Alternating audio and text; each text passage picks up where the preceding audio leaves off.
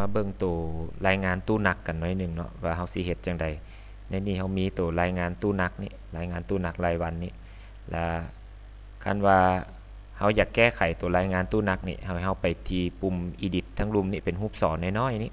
เราก็กด edit แล้วมันจะขึ้นทันทางด้านข้างนี้แล้วเฮาก็มาเบิ่งกันว่า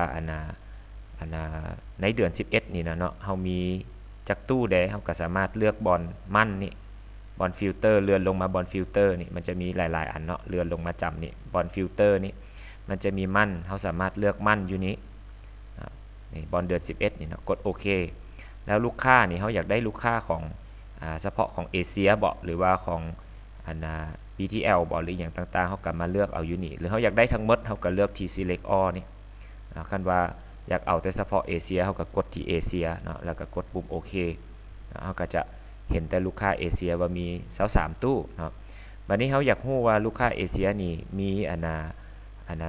สินค้าอย่างใดเนาะมีสินค้าอย่างใดเฮาก็สามารถเลื่อนมาที่บอลโรนี่บอลโรนี่แล้วกดที่ปุ่ม add แล้วก็เลื่อนมาที่ตัวสินค้าเนาะสินค้านี่ปึ๊บเราก็จะเห็นหมดเลยว่าในรายวันเนาะวันที่11เดือน11นี่เอเชียนี่เนาะมีสินค้าอย่างใดเนาะมีจักตู้สิเนาะมีสั่งรวมออกมาให้นะเห็นปะมันจะมีผักมี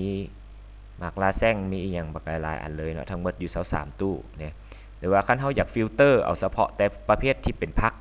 พวกหมักไหม้บ่เอาเนาะเฮาก็สามารถเลื่อนลงมาตัว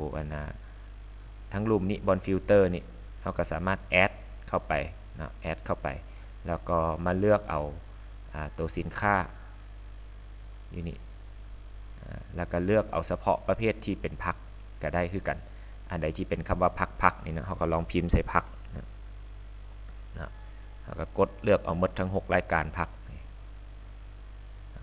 ก็จังหมดก็จะมีอยู่5ตู้นะที่เป็นผักทั้งหลายเลยประมาณนั้นเนาะแต่ว่าคันเฮาสิเอาพวกหมอกไม้น้ำเฮาก็เคลียร์บนนี้เนาะแล้วก็เลือก select all กดโอเคมันก็จะออกมาหมดเลยทั้งหมดอยู่23ตู้มันอาจจะมีหมักไหม้มีอีหยังพร้อม